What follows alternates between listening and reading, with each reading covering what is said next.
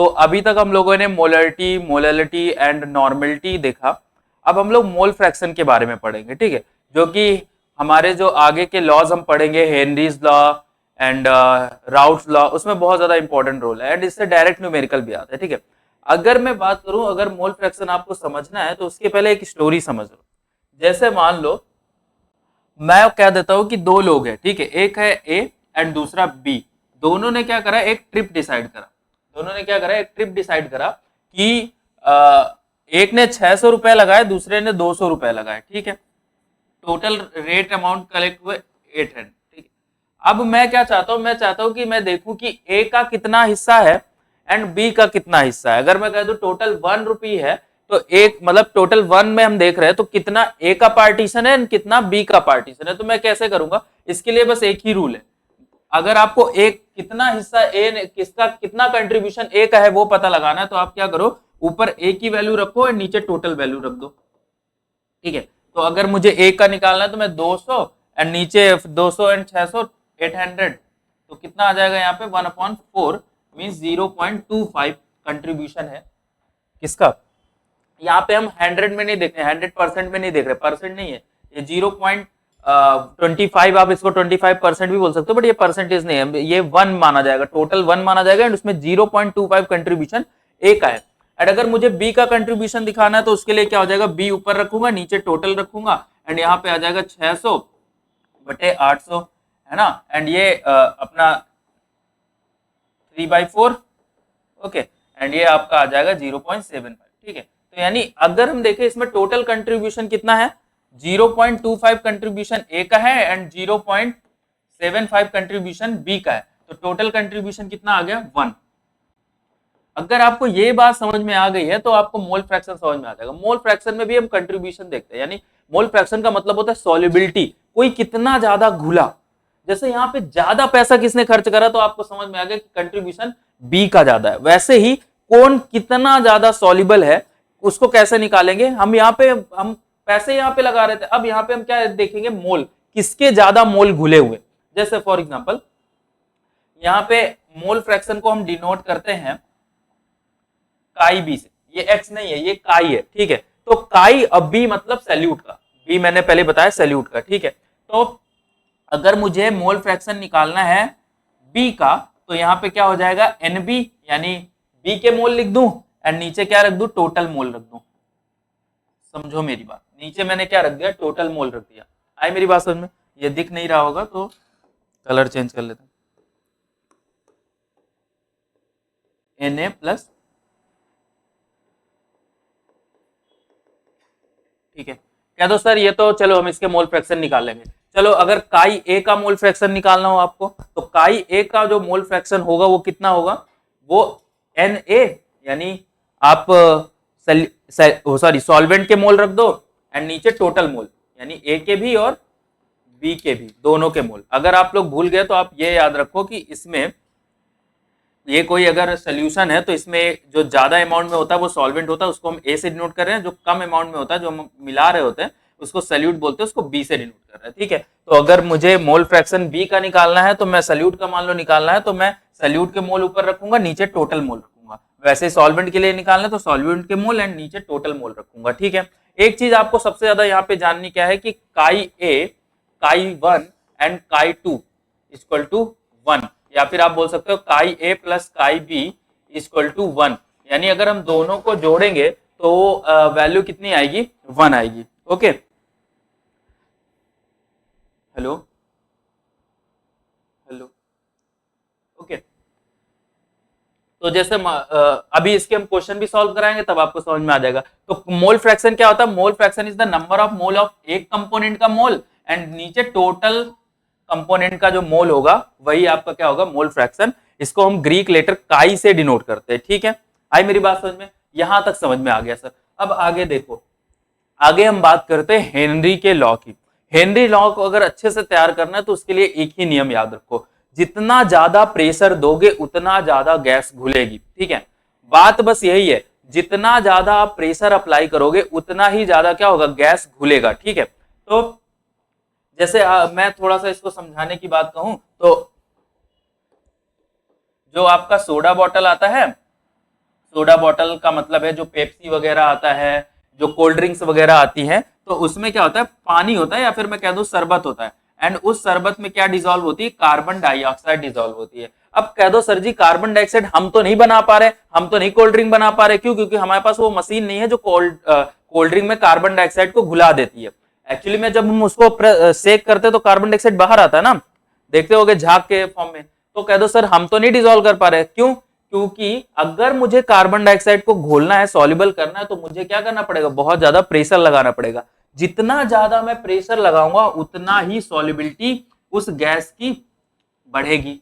अब सॉल्युबिलिटी को हमने किससे डिनोट करा, काई से। काई यानी मोल फ्रैक्शन, ये गैस का मोल फ्रैक्शन। आई मेरी बात समझ में?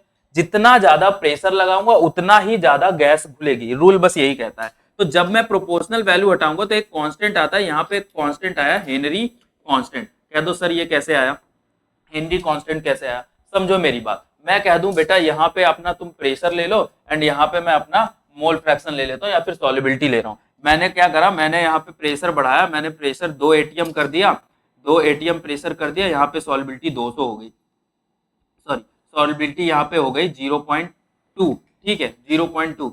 यहाँ पे मैंने इसको करा 4 एटीएम, यहाँ पे हो गया 0.4। मैंने करा 5 एटीएम, यहाँ पे हो गया 0.6। तो 2 एटीएम में कितना था, यहाँ पे ऐसे हो जाएगा। 4 एटीएम में कितना था, ऐसे हो जाएगा। 5 एटीएम में, मतलब सॉरी 5 नहीं 6 एटीएम में कितना था, ऐसे हो जाएगा। अब इनको जोड़ दो, इनको जोड़ दो, ऐसे जोड़ोगे तो एक लाइन बनेगी। यही जो लाइन है ये आपका, इसको बोलते हैं स्लोप। एंड ये स्लोप क्या इंडिकेट कर रहा है, हेनरी कांस्टेंट, ठीक है। ये जो स्लोप है वो क्या इंडिकेट कर रहा है, हेनरी कांस्टेंट। तो यहाँ पे आप देख सकते हो, कह रहा है कि सॉल्युबिलिटी, हेनरी का नियम क्या कह रहा है कि सॉल्युबिलिटी ऑफ गैस, यानी गैस कितना सॉल्युबल होगा किसी भी लिक्विड में, वो किसके प्रोपोर्शनल होता है, डायरेक्टली प्रोपोर्शनल होता है partial pressure of the gas, gas के पार्शियल प्रेशर के डायरेक्टली प्रोपोर्शनल होता है। तो यहाँ पे आप देख सकते हो कि जो P है, प्रेशर है, वो किसके प्रोपोर्शनल होगा, गैस के मोल फ्रैक्शन के या फिर सॉल्युबिलिटी के डायरेक्टली प्रोपोर्शनल होगा। तो जब हम प्रोपोर्शनल हटाएंगे तो यहाँ पे कांस्टेंट क्या आएगा, KH, यानी इसी को क्या बोलते हैं हम लोग, हेनरी कांस्टेंट बोलते हैं, ठीक है। तो आप लोग याद रखिएगा P क्या है, यहाँ पे पार्शियल प्रेशर होता है, ठीक है। P क्या होता है, पार्शियल प्रेशर होता है। एंड X क्या है, मोल फ्रैक्शन होते हैं गैस का सोल्यूशन के अंदर। एंड KH आपका हेनरी लॉ कांस्टेंट है, ठीक है। तो ये मैंने आपको बताया, यहाँ पे पार्शियल प्रेशर है एक तरफ में एंड इधर मोल फ्रैक्शन। एंड ये कैसे रो आई मैंने आपको बता दी, ये जो आपको स्ट्रेट लाइन दिख रही है that is the slope. And slope क्या इंडिकेट करेगा, हेनरी कांस्टेंट को, ठीक है ना। ये अब अगर भाई आप लोग को ये बात समझ में आ गई है तो एक थोड़ा एडवांस चीज समझिए। क्या समझना है आपको, जो हेनरी कांस्टेंट है वो टेम्परेचर बढ़ाने के साथ बढ़ता है। जैसे जैसे टेम्परेचर बढ़ेगा, जैसे जैसे आप टेम्परेचर बढ़ाओगे तो हेनरी कांस्टेंट बढ़ेगा। आई मेरी बात समझ में, ठीक है। फिर लेकिन solubility of gas decreases with increases the temperature. अगर आप टेम्परेचर बढ़ा रहे हो, अगर आप टेम्परेचर बढ़ा रहे हो तो हेनरी कांस्टेंट तो बढ़ेगा, लेकिन सॉल्युबिलिटी क्या होगी, घट जाएगी। सॉल्युबिलिटी क्या हो जाएगी, घट जाएगी। टेम्परेचर बढ़ाइए, हेनरी कांस्टेंट बढ़ेगा, लेकिन सॉल्युबिलिटी क्या हो जाएगी गैस की, घट जाएगी। आई मेरी बात समझ में। अगर आप चाहते हो कि किसी चीज को आप घोलना चाहते हो तो आपको कम टेम्परेचर में घोलना होगा, इसका सीधा सा मतलब ये है, ठीक है। Higher the pressure more solubility, ये तो हमने बताया कि अगर सॉल्युबिलिटी ज्यादा चाहिए तो हमको प्रेशर भी क्या करना पड़ेगा, ज्यादा लगाना पड़ेगा। अब एक चीज यहाँ पे देख लो, अब एक चीज यहाँ पे मैंने स्लाइड बहुत अच्छी बनाई है, इसको यहाँ पे मजे ले लो आप। जैसे मान लो फॉर एग्जांपल एक एटमॉस्फेयर से प्रेशर लगता है, एटमॉस्फेयर ऊपर एटमॉस्फेयर है, एटमॉस्फेयर से नीचे की ओर प्रेशर लगता है, कुछ ऐसा। एटमॉस्फेयर से नीचे की ओर प्रेशर लगता है, एटमॉस्फेयर से नीचे की ओर प्रेशर लगता है, ठीक है। ये अलग कलर से हो गया तो इसका मतलब ये नहीं कि कुछ नया है, ये सेम ही है, ठीक है।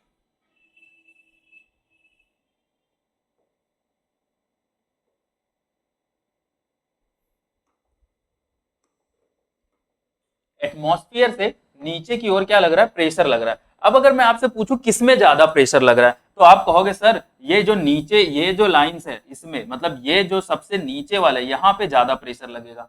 यहाँ पे देखो, यहाँ पे तो केवल इतना प्रेशर लग पाया, केवल इतना प्रेशर लग पाया, यहाँ पे थोड़ा और ज्यादा, यहाँ पे थोड़ा और ज्यादा। सबसे ज्यादा प्रेशर कहाँ पे लगेगा, सबसे ज्यादा प्रेशर लगेगा यहाँ पे, सबसे ज्यादा प्रेशर कहाँ पे लगेगा, यहाँ पे नीचे पानी के अंदर। एंड सबसे कम प्रेशर कहाँ पे रहेगा, ऊपर। ऊपर प्रेशर क्या रहेगा, कम रहेगा, ठीक है। तो एटमॉस्फेयर प्रेशर हायर एल्टीट्यूड यानी सबसे ऊपर एल्टीट्यूड में प्रेशर क्या होगा, कम होगा, ठीक है, लेस एयर अबव अस, है ना, यानी एयर का जो है घुलेगी भी कम। अगर वहां पे प्रेशर कम होगा, अगर ऊपर प्रेशर कम है तो एयर भी कम घुलेगी, इसीलिए जो बहुत ज्यादा ऊपर पर्वतों में चढ़ जाते हैं या फिर एरोप्लेन से जाते हैं उनको सांस लेने में दिक्कत होती है। क्यों? क्योंकि हमने क्या पढ़ा कि ऊपर एटमॉस्फेरिक प्रेशर कम है, अगर एटमॉस्फेरिक प्रेशर लो है, अगर एटमॉस्फेरिक प्रेशर लो है, एटीएम लो है, ठीक है, एटमॉस्फेरिक प्रेशर लो है तो आपका गैस भी क्या हो जाएगा, प्रेशर अगर कम है तो सॉल्युबिलिटी भी क्या हो जाएगी, कम हो जाएगी, यानी गैस घुलेगी ही नहीं,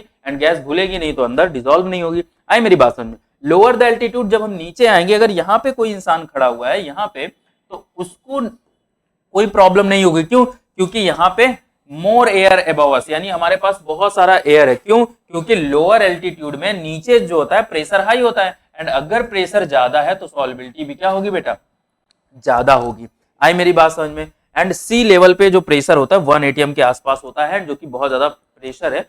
एंड अब देखो मेरी बात, अगर मान लो फॉर एग्जांपल होगा क्या, यहाँ पे कोई बंदा खड़ा है तो उसको सांस लेने में दिक्कत क्यों होगी? क्यों होगी? क्योंकि यहाँ पे प्रेशर कम है, प्रेशर कम है तो सॉल्युबिलिटी भी क्या होगी, कम होगी, है ना, उसको सांस लेने में दिक्कत होगी क्योंकि गैस घुलेगी नहीं। यहाँ पे कोई इंसान खड़ा है तो वो नॉर्मल जिंदगी जिएगा, ठीक है, उसको सांस लेने में दिक्कत नहीं होगी क्योंकि प्रेशर नहीं लगेगा, ठीक है, प्रेशर लगेगा, सॉरी प्रेशर लगेगा बट ज्यादा लगेगा एंड सॉल्युबिलिटी बढ़ेगी। आई मेरी बात समझ में?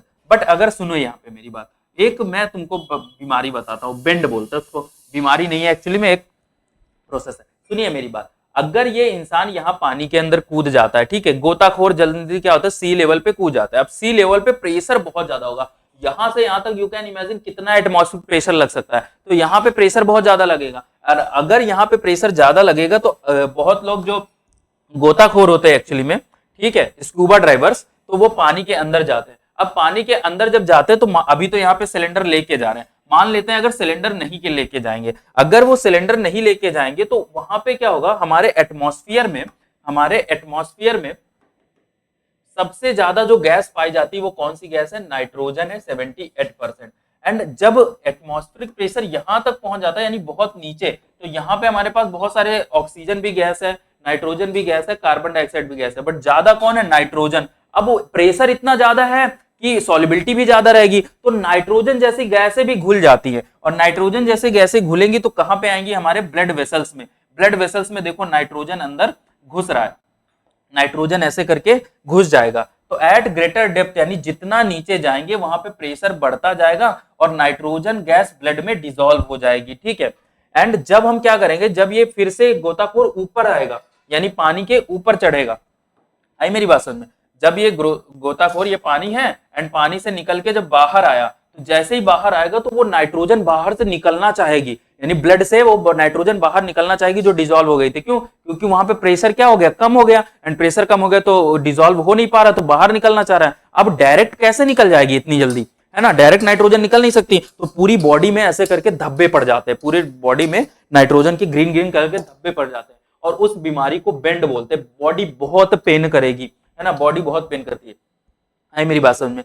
तो dissolve nitrogen come out, dissolve nitrogen निकलती है कैसे, बबल के फॉर्म में, ठीक है। एंड इस डीकंप्रेशन को, इस डीकंप्रेशन सिकनेस बोलते हैं, या फिर इसी को क्या बोलते हैं, बेंड्स बोलते हैं, ठीक है। तो अगर मुझे बेंड से बचना है तो मैं क्या करूंगा, इस डिब्बे को लेके जाऊंगा, ये लेके जाऊंगा, इसमें कौन सी गैस भरी हुई है, हीलियम गैस हुई है, एंड और भी बहुत सारी गैसेस भरी हुई हैं, ठीक है, हीलियम गैस, ऑक्सीजन गैस, बहुत सारी गैसेस भरी हो, जो क्या करेगा, नाइट्रोजन को आने ही नहीं देगा। आई मेरी बात समझ में? ओके, नाउ ये दूसरा एग्जांपल हो गया एप्लीकेशन में। अब पहला एग्जांपल पढ़ते हैं। मैंने सोडा बॉटल बताया, तो सोडा बॉटल में क्या करते हैं, कार्बन डाइऑक्साइड को हाई प्रेशर में डिसॉल्व करते हैं, एंड जैसे ही बोतल ओपन करते हैं तो प्रेशर घट जाता है, एंड कार्बन डाइऑक्साइड से झाग के ऊपर, झाग के फॉर्म में कार्बन डाइऑक्साइड बाहर आता है। आई मेरी बात समझ में? और मैंने तीसरी बात बताई, तीसरी बात आपको क्या बताई, कि जब बहुत हायर एल्टीट्यूड में यहाँ कोई इंसान खड़ा होगा तो उसको सांस लेने में दिक्कत होगी। अगर कोई हायर एल्टीट्यूड में कोई इंसान जाता है, पहाड़ वहाड़ जाता है, तो उसका वहां पे एटमॉस्फेरिक प्रेशर घट जाएगा। एटमॉस्फेरिक प्रेशर अगर घट जाएगा तो हेनरी के लॉ के अकॉर्डिंग ऑक्सीजन की सॉल्युबिलिटी, क्योंकि प्रेशर घटा है तो सॉल्युबिलिटी यानी घुलना, ऑक्सीजन कम घुलेगा वो भी, है ना, एंड लेस ऑक्सीजन, वहां पे अगर कम पहुंचेगा बॉडी में, ब्लड में कम पहुंचेगा ऑक्सीजन, तो वहां पे ऑक्सीजन की कमी हो जाएगी। और जब ऑक्सीजन सबसे ज्यादा, पता किसको चाहिए होता है, ऑक्सीजन सबसे ज्यादा चाहिए होता है ब्रेन को, एंड ब्रेन को ऑक्सीजन नहीं मिला, वहीं पे बेहोश होकर गिर जाओगे सांस लेने में जब दिक्कत होगी। तो उसी उसी बीमारी को क्या बोलते हैं, एनॉक्सिया बोलते हैं। उसी बीमारी को क्या बोलते हैं, एनॉक्सिया। ब्रीथलेसनेस, सांस लेने में दिक्कत होगी, वीकनेस आ जाएगा, मेंटल कंफ्यूजन होगा बहुत ज्यादा, एंड हेडेक होगा। ठीक है, तो ये क्या है आपका। चलिए, तो हेनरी लॉ से रिलेटेड एक न्यूमेरिकल कर लेते हैं, जो कि बोर्ड एग्जाम में बहुत बार पूछा गया है और बहुत इंपॉर्टेंट भी। इसमें दोनों कॉन्सेप्ट है आपके, मोल फ्रैक्शन का भी एंड हेनरी लॉ का भी। ठीक है, चलिए करते हैं। सबसे पहले क्वेश्चन करने का तरीका समझिए। आपको हमेशा क्या करना है, एक साइड में गिवन लिखना है। ठीक है, ऐसे जैसे इसमें मैं लिख रहा हूँ वैसे आप बोर्ड एग्जाम की कॉपी में भी करोगे। ठीक है, गिवन कह रहा है Henry law constant for carbon dioxide. Carbon dioxide के लिए हेनरी लॉ कांस्टेंट कितना दिया है, 1 KH आपका कितना दिया है, 1.67 इंटू 10 की पावर 8 पास्कल। ठीक है, पास्कल भी प्रेशर की यूनिट होती है। कितने टेम्परेचर में, 298 केल्विन में। टेम्परेचर आपका दिया है क्या, 298 केल्विन में, है ना। सेल्सियस में बोलेंगे तो 25 डिग्री सेल्सियस।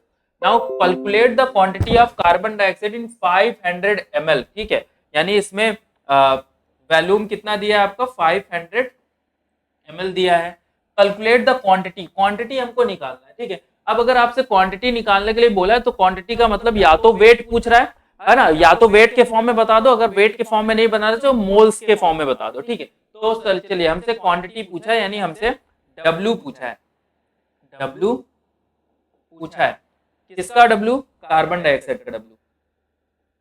जो पूछता है उसको क्वेश्चन मार्क कर दीजिए। ठीक है, now soda water when packed under 2.5 ATM carbon dioxide. तो यानी ये कार्बन डाइऑक्साइड का क्या दिया है, पार्शियल प्रेशर दिया। तो यानी पार्शियल प्रेशर कितना दिया है, 2.5 एटीएम।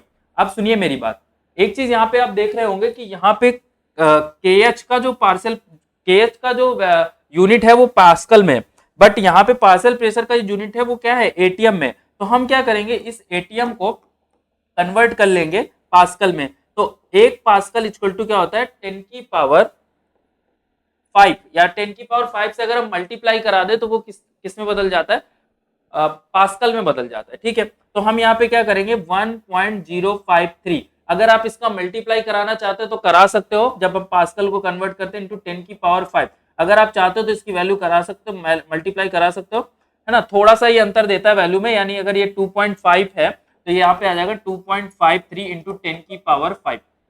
ओके, यहां तक मेरी बात समझ में आई। अब ये भी किसमें आ गया, पास्कल में आ गया। तो सबसे पहले अब हम यहाँ पे आ जाते हैं, ये तो गिवन हो गया। अब हम बात करते हैं सोल्यूशन की। तो सोल्यूशन की मतलब वो वाला सोल्यूशन, सॉल्व करने वाला सोल्यूशन। तो अब हम बताएंगे कि भाई हेनरी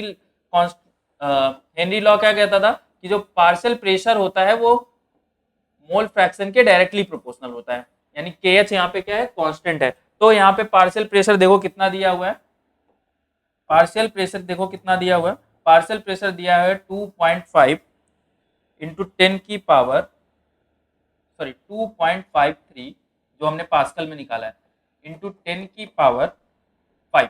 ठीक है, हेनरी कांस्टेंट कितना दिया हुआ था, 1.67 इंटू 10 की पावर 8। एंड किसके हमको मोल फ्रैक्शन किसका निकालना है, कार्बन डाइऑक्साइड का भी निकालना है। तो हमने कार्बन डाइऑक्साइड का क्या निकाल लिया, मोल फ्रैक्शन निकाल दिया। आई मेरी बात समझ में।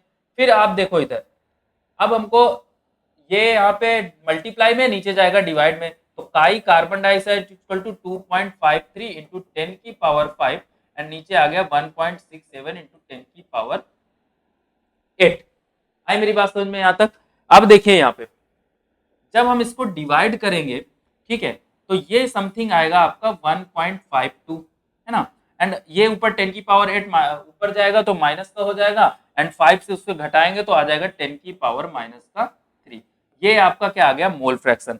अब मोल फ्रैक्शन वाला कॉन्सेप्ट देख लो। मोल फ्रैक्शन वाला हमने क्या कॉन्सेप्ट आपको समझाया है कि आपको अगर किसी का भी मोल फ्रैक्शन निकालना है, यानी कार्बन डाइऑक्साइड का मोल फ्रैक्शन निकालना है, तो यानी आप किसके मोल रखोगे, मोल कार्बन डाइऑक्साइड के रखोगे, नीचे टोटल मोल रखोगे। अब यहाँ पे एक लिमिटेशन है। लिमिटेशन क्या, आप देखो कार्बन, ये पूरा का पूरा सोडा वाटर है, तो इसमें कार्बन डाइऑक्साइड अगर मैं कह दूं कि पूरी सोडा बॉटल कितनी है, 500 ml की है, यानी वाटर कितना ml है, 500 ml है, तो उसमें कम से कम 3 या 4 ml ही क्या होगा, कार्बन डाइऑक्साइड होगा। तो उसको हम जोड़े या फिर ना जोड़े कोई मतलब नहीं है, तो हम उसको निग्लिजिबल कर सकते हैं। यानी हम यहाँ पे नीचे केवल किसके मोल किसके ले लें, वाटर के। आई मेरी बात समझ में? नाउ काई कार्बन डाइऑक्साइड इक्वल टू, यहां पे एक सेकेंड, काई कार्बन डाइऑक्साइड की वैल्यू कितनी हमने निकाली, 1.52 इंटू 10 की पावर -3। ठीक है, नीचे आप लिख दो क्या, NCO2 एंड अपॉन में N वाटर। अब आपको वाटर के मोल निकालने हैं, तो वाटर के कितना दिया है वैल्यू उसका 500 ml, यानी वाटर के मोल कैसे निकालेंगे, N equal to W upon M। Water का W कितना दिया हुआ है 500 ml, and molar mass water का कितना होता है, वाटर का मोलर मास कितना होगा, यहाँ पे 2 हो जाएगा एंड 16 कितना आ जाएगा 18। तो वाटर, ये आपको हमेशा याद रहना चाहिए। तो यहाँ पे उसका वाटर का मोल्स कितने निकल के आ गए, 27 समथिंग। आपका कितना आ जाएगा, 27 आ जाएगा। ठीक है, 1 लीटर में वाटर के मोल्स होते हैं 55 एंड उसी का आधा कर लोगे 27 आप मोल निकालोगे। तो यहाँ पे आप लिखोगे क्या, 27। अब यहाँ पे देखो N carbon dioxide equal to कितना आ जाएगा, 1.5 टू 10 की पावर -3 इंटू 27। एंड जब हम इसको 27 से मल्टीप्लाई कराएंगे तो आपका आंसर आ जाएगा 0.0422। ठीक है, तो ये किसके मोल्स आ गए, ये कार्बन डाइऑक्साइड के मोल्स आ गए। अब कहते हो सर कि हमको तो क्या निकालना था, कार्बन डाइऑक्साइड का वेट निकालना था। तो अगर आपको कार्बन डाइऑक्साइड का वेट निकालना है तो आप इस स्लाइड में आ जाओ। आपको मैंने क्या पढ़ाया, मोल इक्वल टू क्या होता है, वेट अपॉन में मोलर मास। तो हमको मोल तो पता चल गया, कितना मोल हमने निकाला 0.042 है ना, इंटू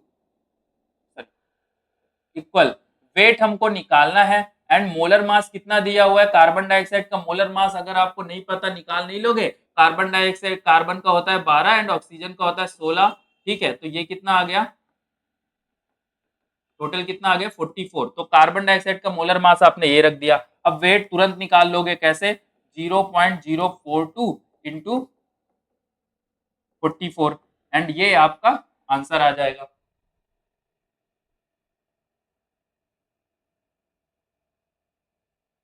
ठीक है, और ये आपका, ठीक है, और ये आपका 1.86 ग्राम आपका आंसर आ जाएगा। ठीक है, तो हालांकि मैंने ये क्वेश्चन थोड़ा सा टफ लिया था आपके लेवल के लिए, आपके क्योंकि आप देखो,